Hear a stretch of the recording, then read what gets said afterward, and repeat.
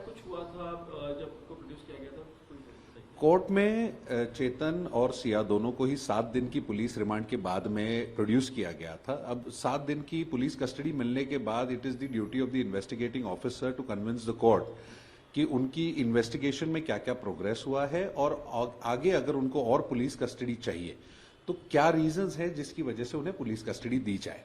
Police custody थोड़ा सा एक इंटेंसिव इन्वेस्टिगेशन टाइप का पार्ट होता है, इसीलिए reasons have to be laid down very clearly. 18 reasons कुल बताए गए थे और इन्वेस्टिगेटिंग ऑफिसर ने 7 दिन की एडिशनल पुलिस कस्टडी की मांग की।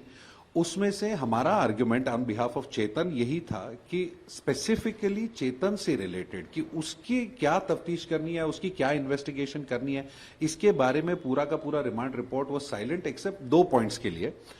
एक पॉइंट था कि उनका कोई एक क्लोथिंग का आइटम रिकवर करना है और दूसरा था कि उनका एक गेट एनालिसिस करना है।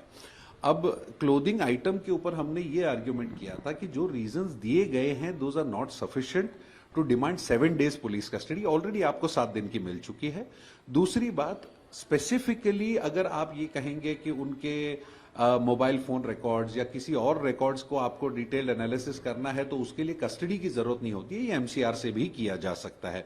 बची बात gait analysis. Gait analysis is basically कि आप उनके चलने का ढंग, जो लिम्स की प्लेसमेंट होती है, उसको रिक्रिएट करने की कोशिश करना है फॉर द पुलिस। अब इस गेट एनालिसिस के लिए भी 2 वीडियोस को मैच किया जाता है।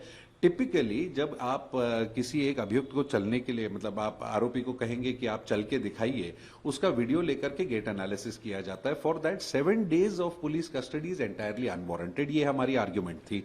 बट कंसिडरिंग की सीरियसनेस ऑफ द एलिगेशन और किसी भी तरीके से पुलिस इन्वेस्टिगेशन में कोई बाधा ना आए, the court has struck a balance. उन्होंने 7 दिन की मांगी थी, कोर्ट ने उनको 4 दिन की दी है, यानी कि 3 तारीख तक की पुलिस कस्टडी अवार्ड की है। सर, इस पूरे मामले में जिस तरह बातें आ रही हैं कि सिया और चेतन जो दोनों वहां पर मौजूद थे, तो उसमें कहा यह जा रहा है कि सिया ने सिग्नल दिया और चेतन ने एलिजिबली धक्का मारा। इन सब बातों को लेकर आप की क्या स्थिति? Sir frankly all of these, ये सारे के सारे इस वक्त आरोप हैं। आरोपों को सिद्ध करना पड़ेगा and the police will have to come up with corroborative evidence. कुछ तो उनको दिखाना पड़ेगा ये दिखाने के लिए कि ये जो थियरी बनाई गई है ये एक्चुअल में घटी थी। पुलिस अपना काम कर रही है, इन्वेस्टिगेशन 7 दिन हो चुके हैं, उन्होंने सीन रिक्रिएशन से लेकर के गेट एनालिसिस, सारे के सारे जितने भी टूल्स उनके पास इन्वेस्टिगेशन के अवेलेबल हैं वो सारे इस्तेमाल करेंगे। अब जब इन्वेस्टिगेशन पूरी होने के बाद पता चलेगा कि इन थियरीज के सपोर्ट में पुलिस के पास क्या क्या एविडेंस है, और तभी हम उसमें, देखिए as an accused defence lawyer हमें यह देखना है कि सबूत कितने परफेक्ट लाए गए हैं पुलिस की तरफ से, ना कि ये कि एक कोई ऑल्टरनेट थियरी दी जाए। तो देखिए अफर्मेटिव डिफेंस तो हमने देना नहीं है, पुलिस जब अपना काम पूरा करेगी तब हमारा काम शुरू होगा। पुलिस का एग्जैक्ट केस क्या है चेतन को लेकर? See that is the interesting part कि हमने ये भी आर्ग्यूमेंट किया था कि अब तक पुलिस की जितनी भी रिमांड रिपोर्ट्स या किसी भी तरीके का, एफआईआर में भी मेरा ये एक आर्ग्यूमेंट था कि एफआईआर में 2 ही बार चेतन का नाम आया है।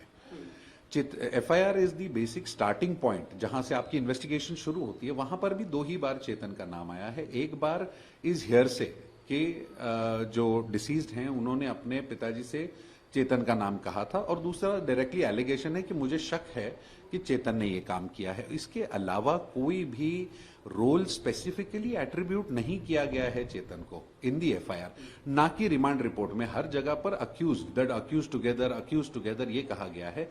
कल हमने कोर्ट के सामने ये भी बात कही है कि जब हमें मिलने का मौका मिलेगा तब हम जान पाएंगे कि चेतन का एग्जैक्टली कहना क्या है, और उसके लिए भी हमने कोर्ट से परमिशन मांगी है कि ताकि हमें मिलने दिया जाए और उससे हमें ज्यादा इंफॉर्मेशन मिल सकती है कि उनका रोल क्या था। बट पुलिस रिमांड रिपोर्ट्स या इन्वेस्टिगेशन से अभी तक भी चेतन का रोल एग्जैक्टली क्या था ये क्लियर नहीं हो पाया है।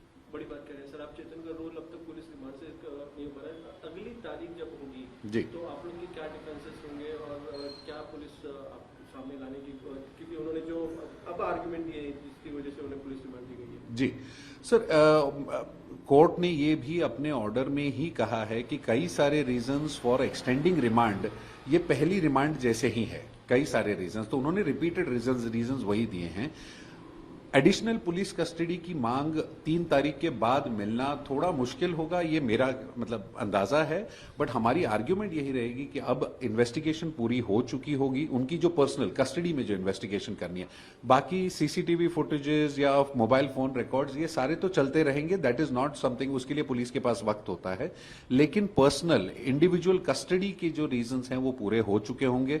सो we will ask that they be remanded to judicial custody and sent to Yerwada central prison.